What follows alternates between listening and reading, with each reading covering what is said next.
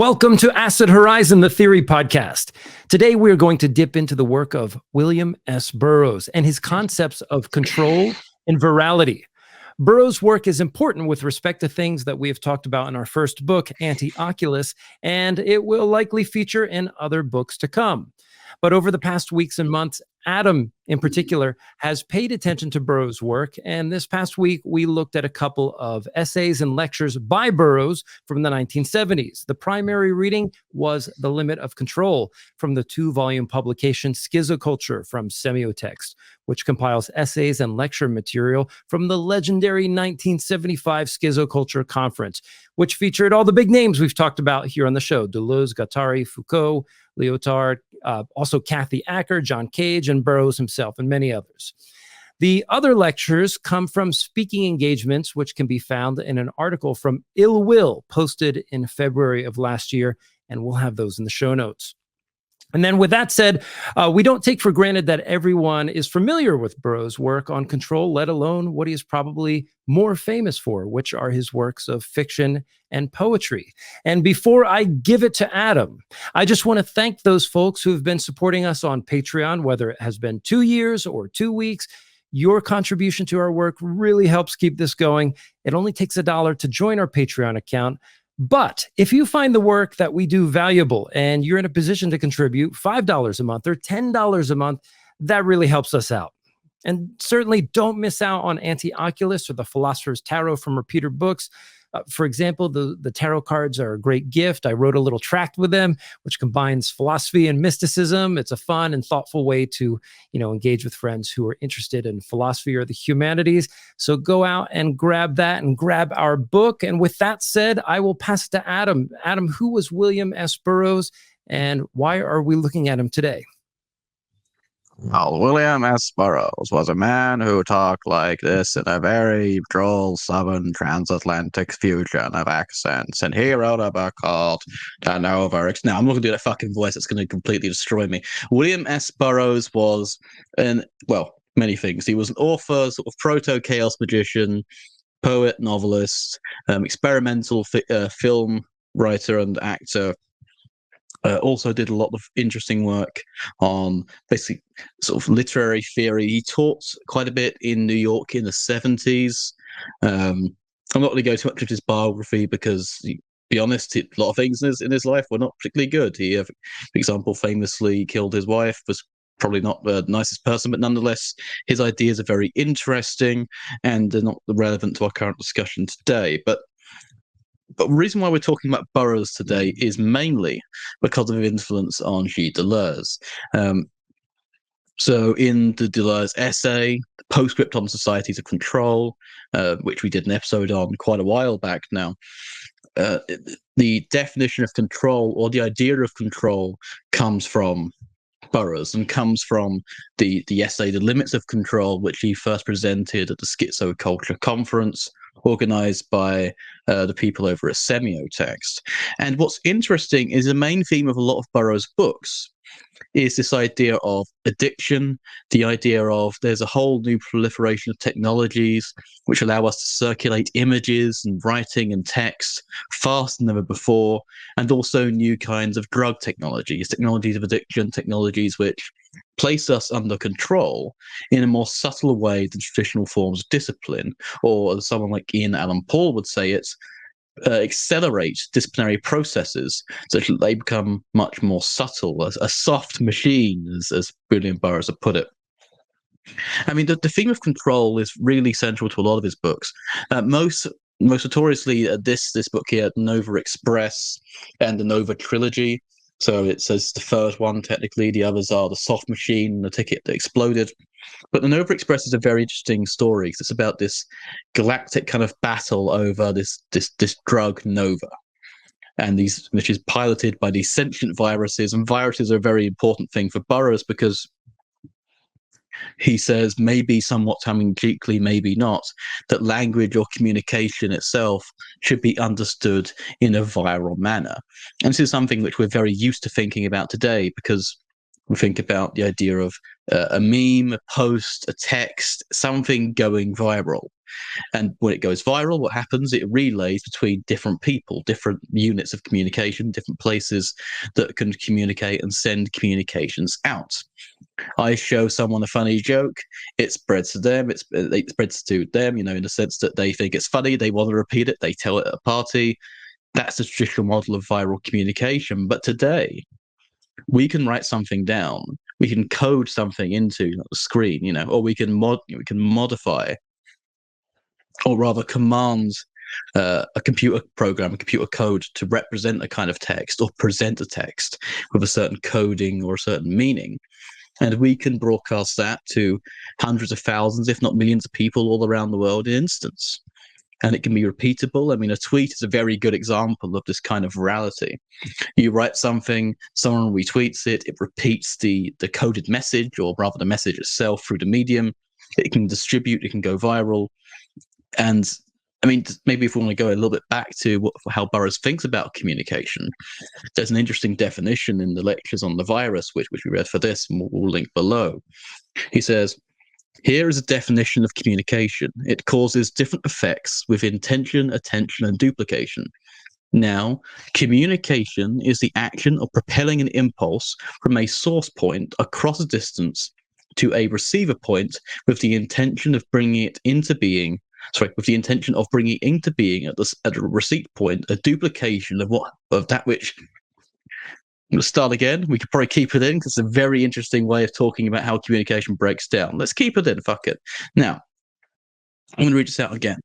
Now, communication is the action of propelling an impulse from a source point across a distance to a receiver point with the intention of bringing into being at the receipt point a duplication of that which emanated from the source point. Now, this is particularly good when thinking about the form of writing. If we really try to get our point across, or at least get something across with writing, we're trying to replicate that in the person reading. If you want to think about it in terms of clarity, you want to make sure that people aren't getting the wrong sense. If anything, the sense is the main point of it. The words, the sentences, they're sort of the carrier wave for the sense, which really grounds it as, I for example, I say pistol, and I want you to carry the sense of a water pistol rather than a gun. I could clarify that by putting the word water in front of it, or I can contextualize it and saying like a Super Soaker Model 1 or something. But rather, words are attempts at replication of a sense of a code that's embedded in a carrier wave or a carrier unit, a unit that carries it, a unit that bears the code onto you or towards you, and trying to replicate that at the other end. Now, Burroughs isn't naive about communication here. Burroughs knows that words are actually usually pretty bad for this, but words are not the only method of communication. And this we can think about in terms of the ability for viruses to mutate. Viruses aim at a perfect replication. Viruses, what they do is, well, the viruses we typically understand them. We can talk about retroviruses later. They infect a cell. They try to basically turn the cell into a factory for reproducing the virus itself, and then they let those viruses out, they spread, and then there's more viruses, more virions, as they call them, as single units, and they can spread on and on. This is a positive feedback loop, and we've known this more and more since the pandemic. One person gets infected, they cough, it can spread to more people at once. And communication, especially with social media and the accelerated ways we can send codes and send messages to each other, it shows this in the exact way, but it doesn't always stay the same. So to use this is what elections do. They try to go viral in a sense, but they try to control the virality in advance. And sometimes viruses can totally overwhelm systems, and we get into questions of the idea of immunity from a virus. What does immunity mean? Does it mean, I am free of the debt of being careful around viruses, or I am free from the obligation, let's say, to replicate the virus in the same way that I'm free of the debt to make sense of what is being communicated to me? Because fundamentally, the replication can't happen in someone who's immune. That's the whole point of it. But I think this is all stuff we're going to very much get into as we go through this. But I just wanted to lay out some of the main stakes about virality and control. Yeah, great. Thanks. of course, I have not had the extensive engagement with his theory that you have had, Adam. In fact, if there's one thing that I do know him for, I read Exterminate This years and years ago, and I've looked at his cut-ups and so forth. But the limit of control essay is very nice because I think it encapsulates a fair bit of the theory that we're talking about here today. And it makes me want to get into his work a little bit more. And also, we see quite a bit of overlap with some of the ideas that we encounter in the postulates of linguistics that Deleuze and Guattari write in A Thousand Plateaus, particularly this idea how words are the principal instrument of control. Burroughs alludes to the fact that there's an abundance of functions that words maintain, but he also observes that principally deception is operative in many kinds of statements intended to control subjects. And I mean, there's a move that we can make to talk about, for example, how Deleuze and Guattari's notion of order words is about enshrouding the command structure of language in statements designed to look as information in some ways. So I think we can make that connection there. But before I get into my notes, I'll just highlight Will's like sort of first blush with Burroughs' work here. Maybe it's not your first time taking a look at it, but what stood out to you in the essays that we looked at? I think what stood out to me in a certain sense was two things. A, the necessity of the effication of language. So it's not just what's actually kind of running through this text is actually it's forcing me to reevaluate how the tradition that I'm interested in engages with J.L. Austin, of all people, actually. Mm-hmm. That, in fact, language itself always carries within it not just discursive functions, but also carries within it non-discursive power, right? So the is of identity always carries the implication of that and nothing else. It also carries the assignment of a permanent condition.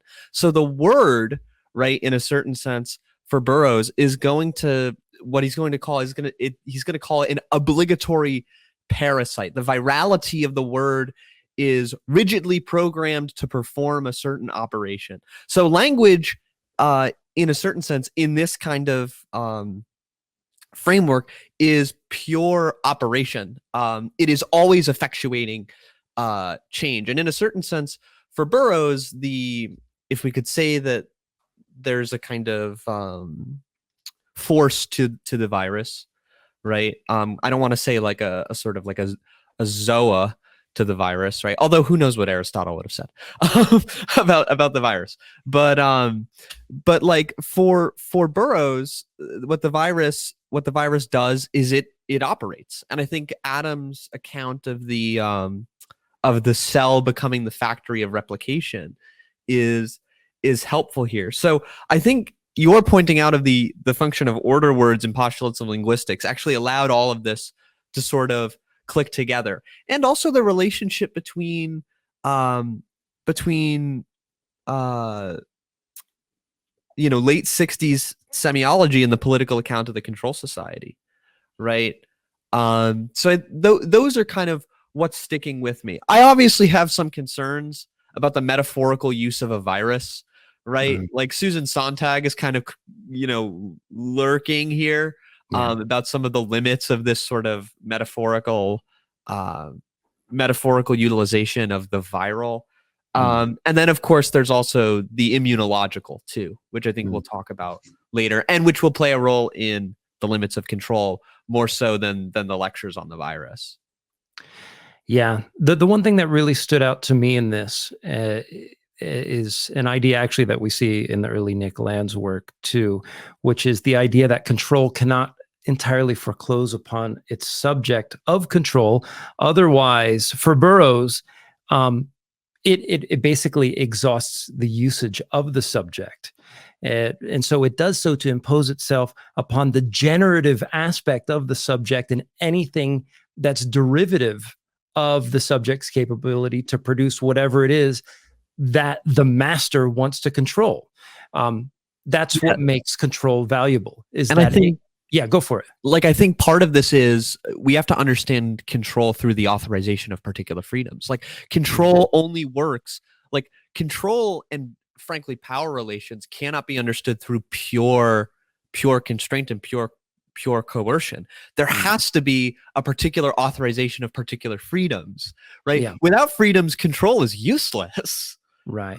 Well, there's, I had thought about Hegel came to mind. I wrote here that we might say that there's a Hegelian dimension to the concept of control that Burroughs is working with, because part of the surplus of control is the recognition of the mastery of the master by the subject being controlled. But this might be, in some sense, a bit too idealistic, because there's something of a particular material value in any given case that control is trying to exact from its subjects. But regardless of that, the control is not real in some sense without that certain shred of autonomy, like you're saying, the freedoms of the subject to act in certain ways, or maybe even just reserve a portion of that autonomy for the acknowledgement of the fact that the master is indeed in control. And I'm going to run that by Adam, because I don't know, maybe I don't have that right in the Hegelian sense of things. I mean, in terms of the Hegelian idea of the recognition of the master, relatively, that maps on to the master. Well, it's not a master-slave dialectic. It's a Herr und Knecht. So, a lord in the feudal sense, and then like a Knecht, where we get the English knight. So it's more like a bondsman, lord and bondsman. And the bond, of course, presupposes there is a freedom. In Hegel, it's only so the master-slave relation, or the master-servant relationship, only comes into play because the master needs something as free as itself that it can negate the freedom of, and then sort of have that freedom be, or rather negate the independence of, in order so that the servant can keep, reflecting the master's own mastery back upon them. And we can even think about this in cybernetic terms, because, I mean, Burroughs does too. The root of the cybernetic, Kubernetes is the pilots. Burroughs uses the example of a boat. And a boat is something that requires a control system, in the sense of, a steering. If you want to go to the right, but you don't want to go too fast to the right and end up crashing into something, or sort of going in circles, you need to go to the right and then taper it back to the left. You need to adjust against the direction of travel in which the body is going after intervention. Or even say, for example, a boat that's only going in one. If the boat's already going where you want it to go, and it's only ever going to go where you want it to go, just it's tied directly to the will or to the desire, and there's a complete identity between the two, you don't need control. You only need to control something if it's already going, or has potentiality to go astray from the direct, to use a term from Antiochus, from the original sort of plan. You need, in order, if something wasn't, in a sense, already exceeding or deviating from the plan of control, you would need to control it. Burroughs, he says this, and he says, I don't control the tape recorder, I use it. There's, whatever is encoded into the tape recorder, it's saying, it's at least in postulating a well-functioning one, is just whatever I put into it. If I set the environment up correctly. Whereas a person, those require control. If you need them to do something, and they go, and you're not going to commit the ultimate evil for Burroughs, which is, he defines evil as not minding one's own business. So there's this, the interference and the control requires there to be something controllable, or more specifically, he says it requires time. Control needs time to be effectuated. And I think we can think about this in cybernetic terms, back to our episode with Nick T, who introduced us to this concept, or these papers, when we're talking about negative feedback. As the problem that feedback is, it's retrospective, similar to how Hegel thinks about philosophy. It's only a retrospective, and much like Hegel's philosophy, you can't get it all right from the outset. There needs to be a negation of the original position. There needs to be an error, so this error can sort of feed back into us and we can learn from it. There could be a dialectical learning pattern. And therefore, feedback, the control mechanism of negative feedback par excellence, requires error to occur. And this is the problem. there are sort of ways of trying to get around this. There's a theoretical aspect of cybernetics where there's no error, and that's called feed forwards, where you preempt anything going wrong. But how do you know what's wrong? Well, your feed forward mechanism has to learn through processes of feeding back, and therefore control, the idea of preempting what we can do in advance. The idea of the highway, you can go anywhere you like as long as we've predetermined the paths in advance, or even your ability to think or desire them. That still has to learn from the history of the control over bodies and minds, or at least the strategies of influencing them.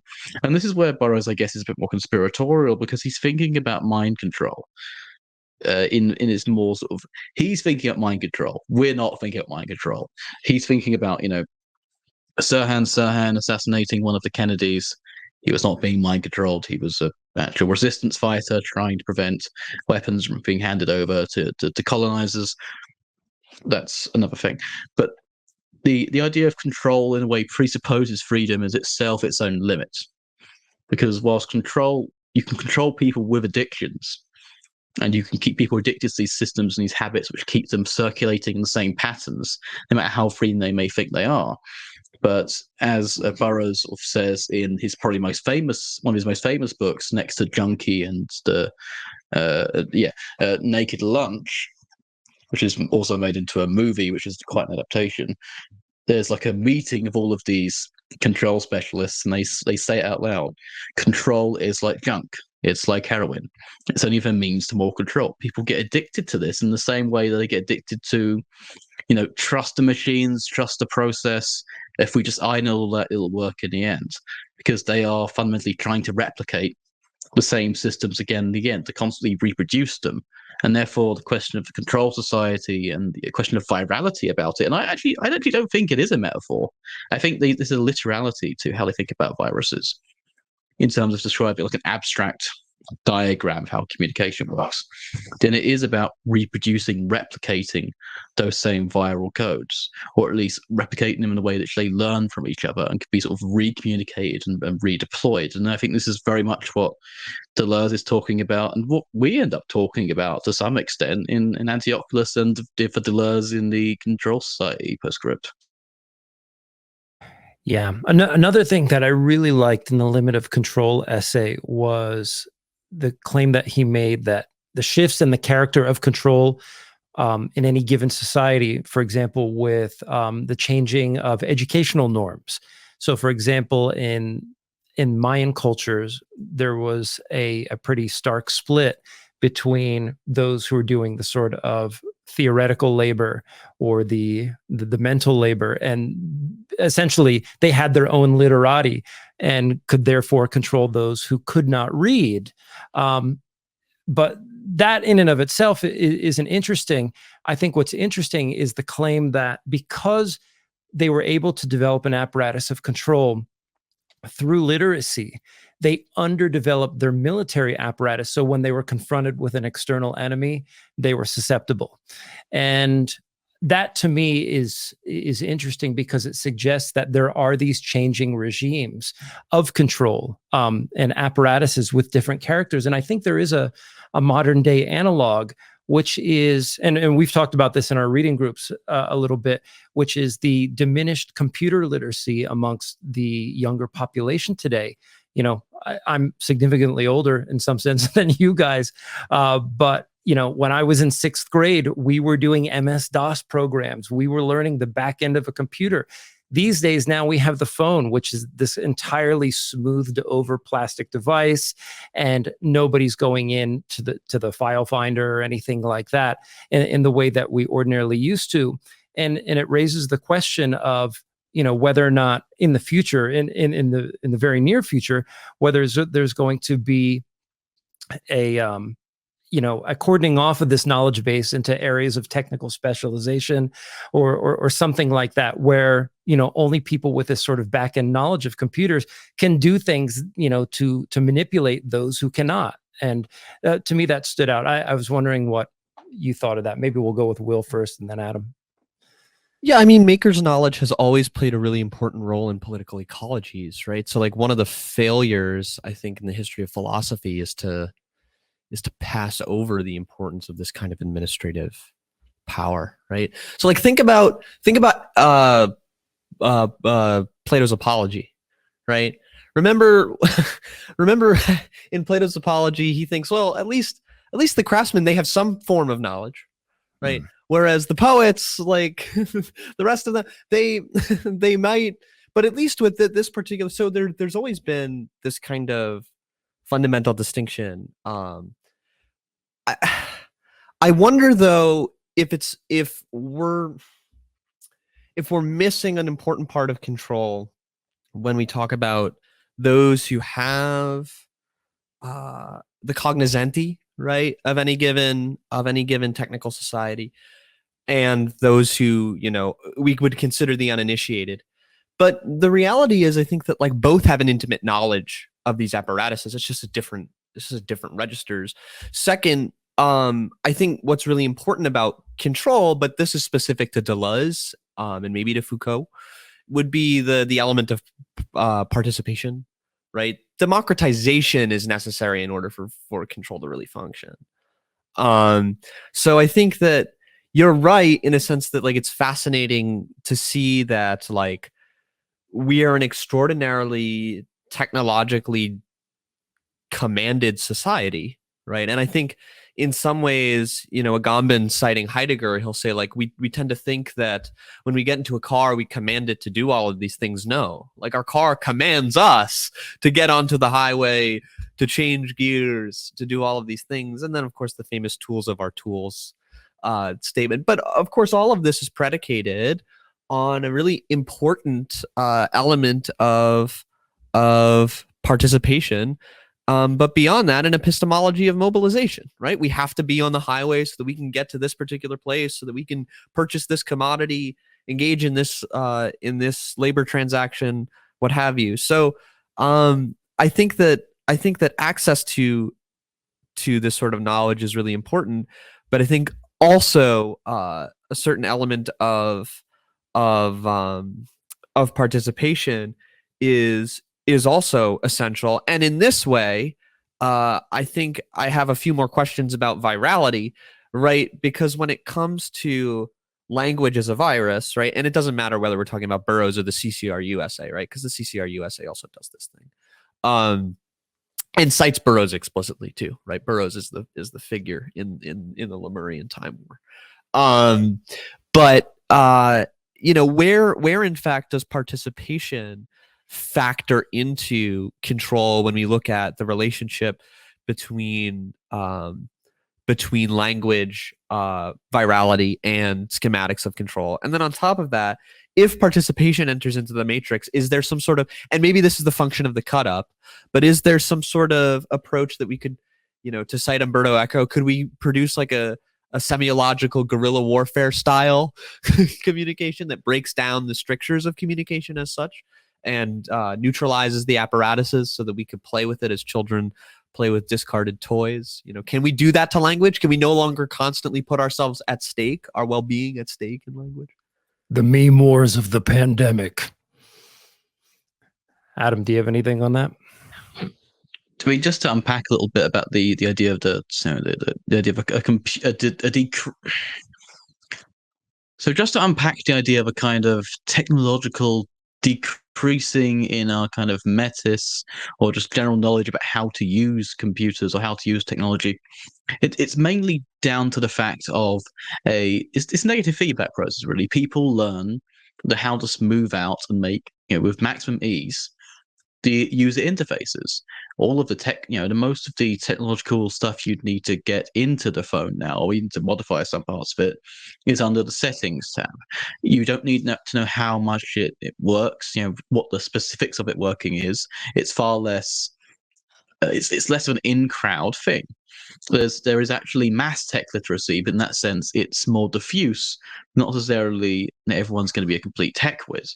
The flattening out of the user interface, you know, design-based philosophy is what's going to make it into this. Because what that does is it essentially accelerates the distance. You know, it makes it functional quicker, even though they may break down quicker sometimes. You might not know how to fix them, but this is what planned obsolescence and the prohibitions against jailbreaking and some sort of terms and conditions are for. But that's because it's meant to speed up the main thing which these technologies are for, which is to speed up the rate of consumption. It is meant to make sure you get into your phone as quickly as possible, your computer as quickly as possible. You can get to the apps as quickly as possible. You can design them to be as, in the settings, to have to be as accessible, which is good, but just as comfortable and, ease of access possible, so that you can be plugged into these things. Now, not plugged in the sense of, the Matrix, but in the sense of, we are writers for these platforms. In the sense, we are doing work for YouTube. We are doing work for Twitter. We are doing work for Facebook, and we're writing for them because that produces content, and that is the stuff which needs to exist in order for advertising revenue to be placed in between them, for metrics to be, speculated upon and sold and invested in, and this actually comes into something in the Limits of Control essay, which is that Burroughs says that, modern control systems are predicated on universal literacy since they operate through the mass media, a very two-edged control instrument, as Watergate has shown. Control systems are vulnerable, and this is where I think the limits of control essay here. And Burroughs says that the news media are by their nature uncontrollable, at least in Western society. This is wrong. this is just wrong. Rupert Murdoch. In fact, you could have you have your sort of center left, which to the rest of the world is in America, the rest of the world is probably center right, and your right wing. You have your Fox News or MSNBC. In Britain, you can have the Guardian and the Telegraph or the BBC or Spiked or whatever, and essentially you can have these opposing media views, but they are fully part of the same control mechanism, because Burroughs, I think, is missing here is that their class and material interests, even the educational systems that produce them in the case of the UK, because private school produces more columnists than it does actual members of the House of fucking Lords. It actually misses that. But it does require kind of mass literacy in order for us to basically consume this stuff.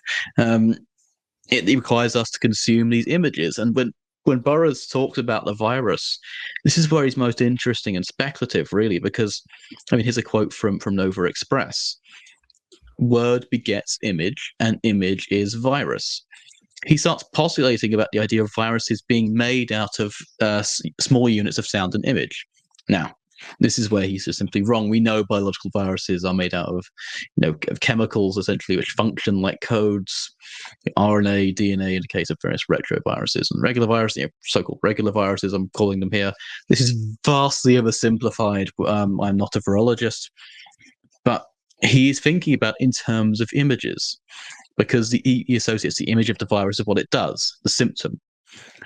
He is himself not too sure about this, but this is what he's thinking of. And images go very viral. The photography, the idea of capturing an image and mass distributing it. It's maybe not too hard to think about how technology works actually these days in terms of mass publishing. Our phones are themselves, or these social media platforms themselves, mass printing, almost instantaneous printing presses. And this is where the idea of mass literacy comes in. Because control systems require the control to be communicated throughout. And this is very much the case in the case of news media, not in the sense that people, it's brainwashing, you're being controlled, you're being piloted. No, it doesn't require you to be completely used. You're not a tool of the media. That's stupid. That's completely naive. But rather the soft subversions, the soft things, it concessions you to be. There's a concession made to you to be part of this very Protestant idea of the reading public. You can read for yourself, and nobody tells the people what to read or what to write. What you can read and write, however, is incredibly subtly restricted, not necessarily by censorship, but by the availability and who owns the means of production, who can own the idea to beam it at you en masse. A lot of the newspapers in Britain, for example, are loss-making enterprises, but they're still valuable because they create the sense for public discourse. And this is something we'll get in even something like Baudrillard. Baudrillard's Orders of Simulacra, and his discussion of how public opinion is itself an artifice which doesn't have a referent according to any public, but rather it creates a semiotic image of a public which manifests in how people think about the public, the sense in which people start thinking about the people and what they want as it's fed into them, or rather delivered to them as a going concern from these from these places distribute code like the mass media. Yeah, I noticed that dynamic too. It reminds me of being in bands when I was younger. Like you kind of create the sort of big other of like what the public wants. How's this going to land on the ear of the average listener? I was curious what either one of you thought of the ideas about fascism that Burroughs brings up at the end of the essay, particularly with regard to the disadvantage of setting up a fascist government in the US, for example, like where blunt repression is not as effective as setting up a mode of governance and economic system where it seems autonomy is possible, at least in some aspect. So for example, in a putatively liberal government, you get a set of opportunities, avenues of possibility, careers, lifeways, whatever you want to call it, and so forth, that are contingent upon, the specific dynamics of economic activity in any given space. Given what's happening now in the current political conjecture, especially in the United States and Britain, where it seems like fascism is on the rise, what does that mean? Like, do you think Burroughs was perhaps a bit short-sighted in that aspect? On the other hand, there are people that I have identified online as being, in my view, very fascist in their orientation. But it's interesting. I hesitate to say the name of this sort of conservative / fascist pundit, but I also see some folks in that position kind of gravitating back to a more liberal position. Which I think is ironic, given that their starting point as a pundit or whatever was to attack that particular position, but then perhaps they come around and see the strength of that position structurally speaking, but the sort of veneer and the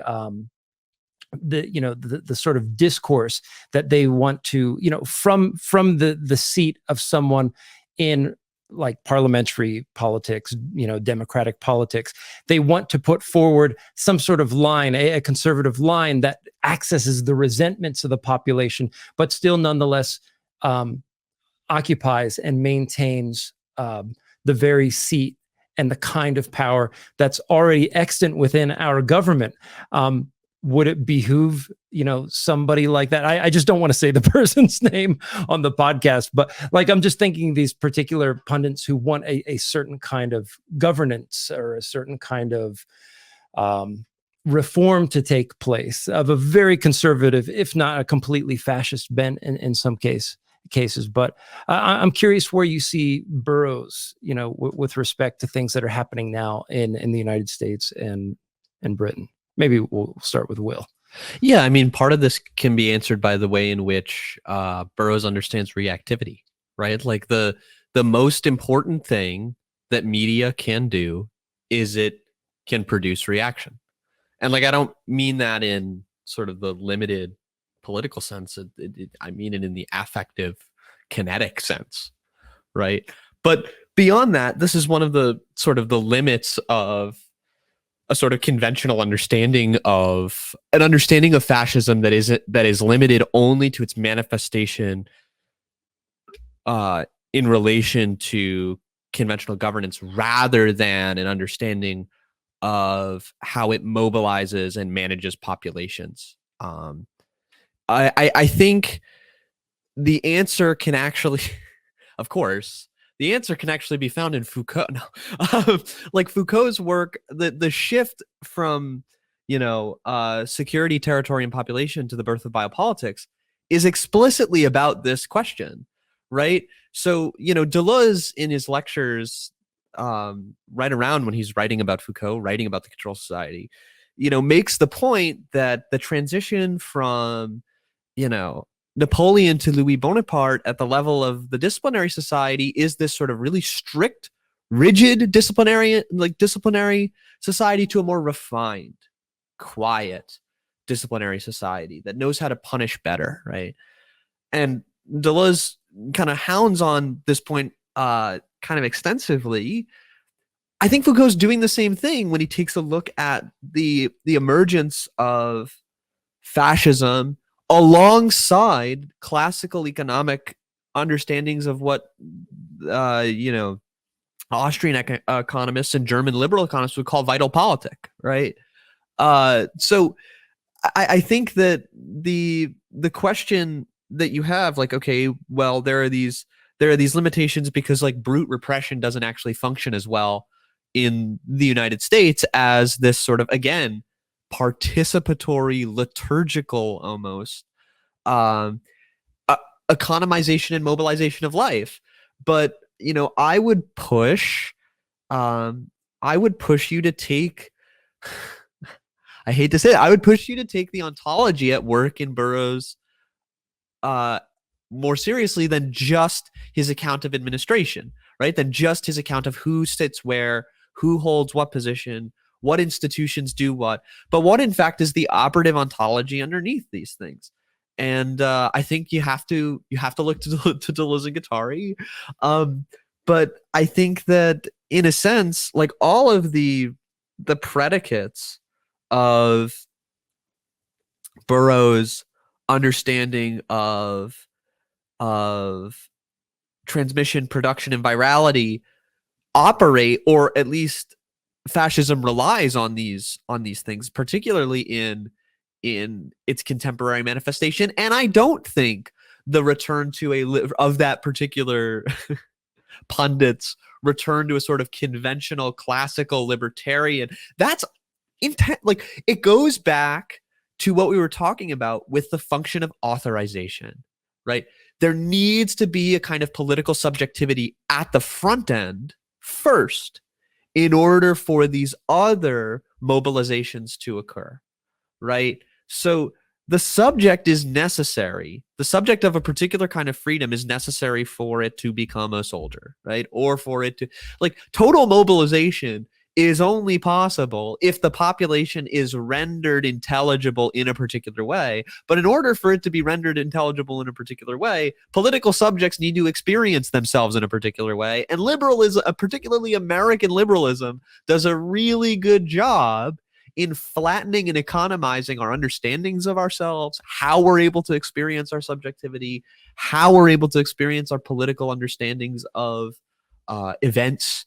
So yeah, I think you've pointed out a concurrence and a mutual reliance between fascism and liberalism. Like the birth of liberal economy, of liberal political economy, is not separable from fascism. It enables it. Right? Yeah. To me, that's just completely obvious, and it's not lost on me that he might be sort of, kind of navigating or, kind of going back and forth between these two poles as a way to sort of improve his political cachet. Yeah. And I think maybe this is where Adam, when he's like, no, this is the limit of the limit here. Yeah. I think, and for that reason, I have nothing else to say, and Adam will. Well, actually, let me throw one more thing into the mix that, and Adam can certainly respond to this, because one of the things that, isn't addressed here, and it might be addressed somewhere else in Burroughs, but perhaps as an oversight in general, maybe something he couldn't anticipate, which is, with the coming of the 21st century, we have something like what Baudrillard identifies as the spirit of terrorism, right? We have this reactionary sort of insurgent power that has been, the violence that has been visited upon places, from Western imperialism is now coming back to the core in many different ways. And another way to sort of think about this is perhaps the concept of like a base heterology, a concept we find in Bataille where, those elements of the social totality that were attempted to be excluded somehow through, the apparatuses of law and social norms and so forth are now coming back in really violent and sort of catastrophic ways. I've talked about this before, through school shootings and what have you.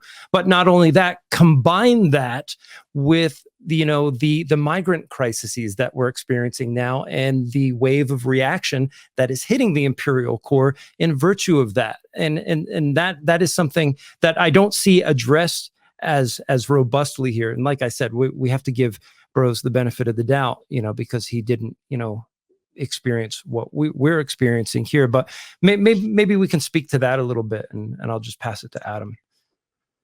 No, we don't have to give them the benefit of the doubt. Other communism will redistribute the benefit of the doubt away from people like Burroughs. No, it fundamentally, Burroughs does not have a critique of political economy. He's at best a sort of the closest one can get to a kind of a centrist sort of at best at times a left libertarian, at best kind of the center of that. I mean, for example, in Lectures on the Virus, he does have a very much a strong anti-colonial bent. How he talks about virality, particularly the way in which colonial sort of subjects sort of end up.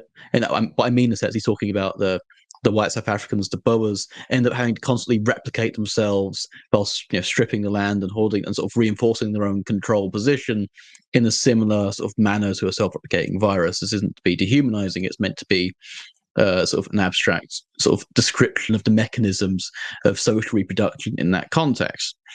But fundamentally, he says, "Oh yeah, I think you get into too many contradictions if capitalism ends up being a virus." I'm like, "Well, don't worry, we can handle contradictions.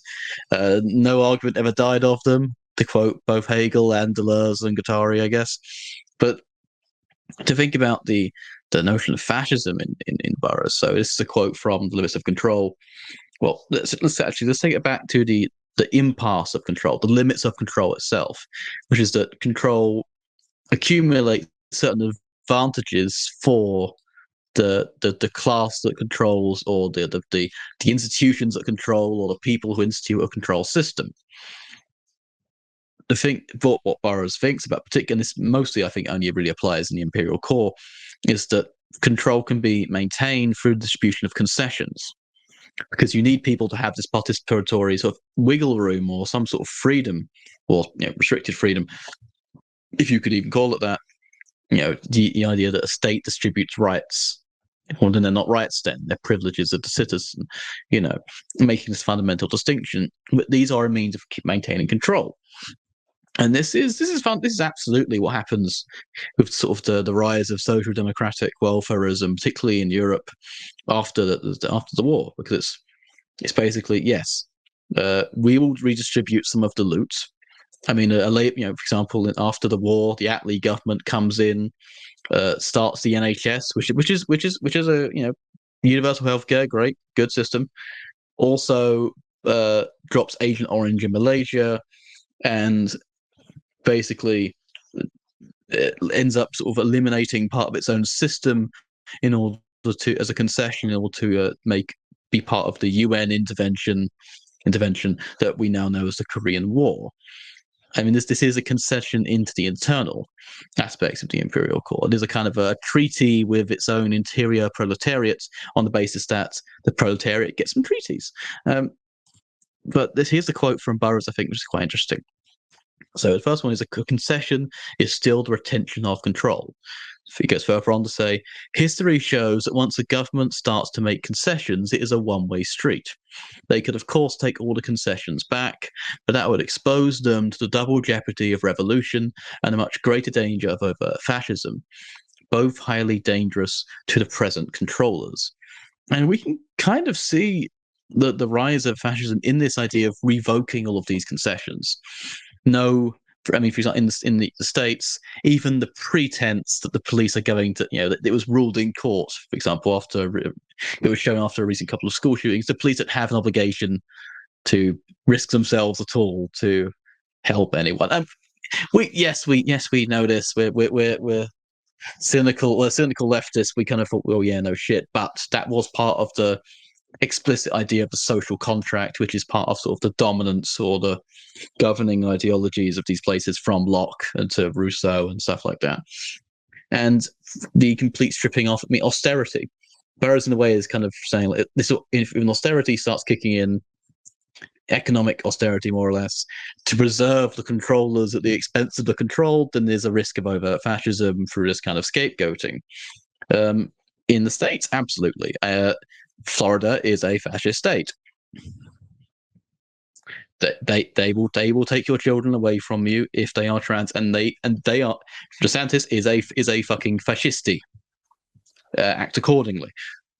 Britain a bit different, because there's Britain, for example, in the case of Nazi Germany, maybe it might be more fascist Britain in the Mussolini sense, because the king was still around in Italy at that time. Whereas there was a famously antagonistic relationship between Adolf Hitler and Kaiser Wilhelm II, because it's like, this previous, more feudal order destroyed us, but there's the natural contradiction of them presenting themselves as the sort of rebirth of the German Empire and the continuity of the Holy Roman Empire. So there's a whole lot of imperial nostalgia there which fits into this. But Burroughs' idea that he thinks that fascism is too dangerous and therefore won't be valuable to the control systems. This is something I think the CCRU are kind of picking up on, and I wish they picked up on a bit more, because it is a positive feedback loop of shit. A certain sort of mostly aristocratic and parts of the bourgeois class get together, and they essentially try to accelerate things in their favor. They bring the border inwards into society to try and maintain a zone of control, an active zone of control, and then essentially develop technologies of repression, surveillance, in order to maintain everything outside of it. So if anything, Burroughs is actually a little bit naive in this essay, given sort of things we've got with that are currently happening across the US and the UK, just to name two countries. There's a great quote at the end of The Limit of Control. Burroughs writes, "A government is never more dangerous than when embarking on a self-defeating or downright suicidal course." And I just think, despite his naivete, there might be something prescient there. That's the fascist line of flight, though, right? Right. Like that's precise. Like there's a suicidality to fascism. The return of the regressed, I call it, the Mussolini fascinated fascists out there who shall not be named. Maybe one of the ways that we'll like kind of go down the home stretch here is I wanted to return to the quote that Will had brought up. It is an obligatory parasite. That is, the virus is rigidly programmed to perform a certain operation.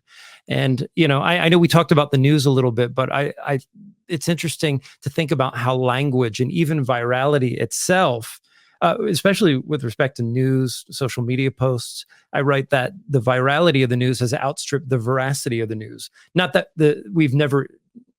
we ever needed the veracity of the news, in any of its iterations throughout the 20th century, and maybe even prior to that, until now, to function the way that it does function. But I mean, there is a way in which these days it's less about stories, more about headlines, grabbing headlines, posts, that sort of thing. And it made me think of the certain tactic that we've talked about just in our personal conversations about how you can attempt to discredit somebody simply by saying something libelous and have it go viral. And even if you walk it back later to say that parts of it were untrue or the whole thing was untrue, the damage is done. And this is an incredible tactic, that we have seen deployed time and again, to, send a salvo at a particular, fraction of left-wing political organizing, as we've seen in the past. But I think more generally, in politics writ large. But and anything else that we want to hit upon before we wrap up? Will, what do you got? I mean, I think I just want to, like, if I don't really want to add anything, but what I'll say is this, like, when it comes to virality, there's a force of politics that's operating in at least the lectures on the virus. It's not so much the particularity or the content of the virus, but in fact what it does. Like, that's why I think, like, when we criticize Burroughs on, like, well, this is not actually what a virus is, like, this is a pragmatics of communication at base, which he sees as replicating the, and I'm going to say this word, operativity of virality, right? Where it just sets into operation particular things. So I think that if there is sort of a way to understand this in a sense, in a way that doesn't foreclose on the possibility of transgression, I think the distinction will have to be one that Deleuze comes to in a much later essay, What is a Creative Act?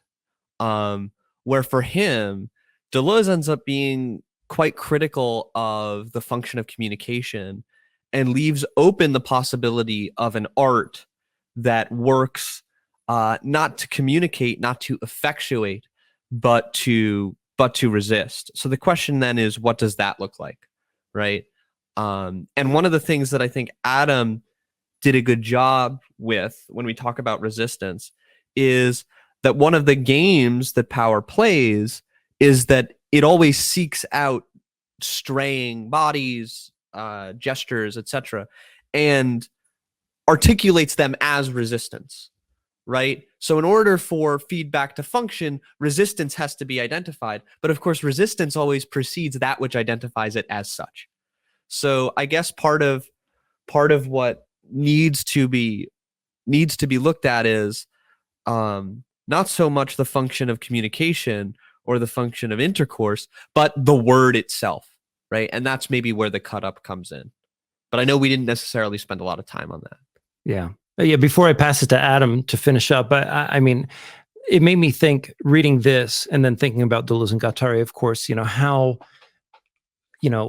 difficult and, complex constructing a total and adequate model or theory of language is because of just the sheer sponginess of even the concept of virality with respect of all the ways that function can be deployed either intentionally or unintentionally, and the way the effects of the effectuation fall back upon the apparatus of communication itself. But yeah, Adam, what do you got? Well, the virality may not even, well, for Burroughs at least, and I think this is probably correct, something to go viral doesn't need to, be a word. It could be a sound or an image. We know this. We don't have to go into a science of memetics or posit like a strong theory of memetics to do this. I mean, it shows actually, I think, a lot of potentials thinking about language in a viral matter. Not in the sense of viruses are always negative, but in a way of idea of spreading ideas through contagion. Not in the sense of, you're going to control people, you're piloting them. This is how the enemy thinks of viruses, because they think about challenges to social reproduction as challenges to their rule, and that's true. The battle of social reproduction is a battle against a bourgeois kind of virus, a bourgeois virality that tries to inscribe its codes and its norms within us, and then contains us within this. And in a way, there is a kind of immune system, or there are practices of immunity which try to prevent, for example, in a way, that the concessions of control of social democracy, or so-called welfarist social democracy, are themselves an immunological measure. The national proletariats can have this on the basis that you don't want to go and think, I'm so dissatisfied, I'm going to join a communist organization or meet up with people to discuss these ideas of communization and anarchy and communism. And therefore they start spreading, they start cultivating, they start brewing, they start mutating in how they converse with each other in a dialectical process of mutual intercourse and discourse. So there are ways of attacking the immune system of this system. There are problems of thinking about it in these terms. I mean, for example, most famous one is land. Land thinks that the human, or Oedipus, is this. It's a system which is basically the bourgeois subject, very similar to Kant and very similar to Oedipus. And it's like, okay, the system needs to maintain itself against anything that's post-human, anything that's broadening the boundaries of human and therefore becoming something else through, say, communications technology, which actually mutating faster than the control society could actually get through it. And therefore, we have to embrace this virality. And of course, the virality he was embracing was communications technology, which misses the fact that the means of communication are still fully owned. Any sort of semiological war is already fought on the terrain of the enemy, at least on some platforms like social media, because the habits of communication are something that has been, it's social media rewrites our habits of understanding communication. We've never been able to get feedback from our writing so quickly before. We've never been able to distribute it so quickly. Things like likes, retweets, shares. These are all new forms of getting habituated to forms of communication. And of course, at the same time, they're also forms of writing, always done within certain constraints, word counts, ways of spreading which are more conducive to others and are built into the fabric of the platform itself. So I don't think the tools we have at the moment are enough for this, but there are also very famous affirmations of virality. So Will, you bring us up far, the Gay Liberation Organization in France, they say, look, we are the virus. We are having to rewrite, there's almost like ways of thinking about new kinds of viruses that come about through the very human kinds of communication, actually, where ideas can spread, and actually, rather than simply piloting people, making them units of reproduction for this code or whatever, actually end up having more of going viral in a way that's actually kind of subtractive, going viral in a way that deactivates the operativity of a certain viral code. It compels you to reproduce and partake, be part of the factory of social reproduction, and instead can delink you from that.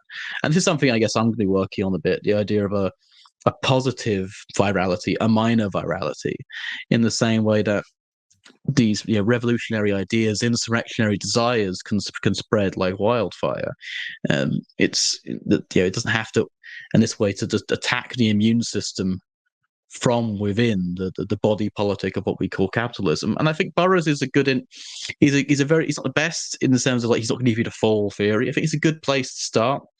The cut-ups are interesting as well because it's very much a politics of remixing texts, breaking habits, and seeing what connections arise there. It's, I think, breaking habits, finding ways to short circuit habits of writing, and therefore habits of communication, habits of textual inscription, are ways in which we've tried to remix ourselves. It might be possibly one of the only ways we can start using writing and text and communication to try and communicate ourselves out of a position which control society increasingly is communicating us into. And that's why I think it's if not immediately valuable, at the very least interesting and very fertile for a project, considering the limits of control itself. Well, if you made it this far in the discussion, you have overcome the collective habits of the average listener by consuming the entirety of this content, which most people tend not to do on any podcast, as the research shows. So we just want to say thanks. Reminder to join our Patreon if you've made it this far, and go ahead and check out Antioculus, which is coming out October 2023, and The Philosopher's Tarot. We'll see you next time.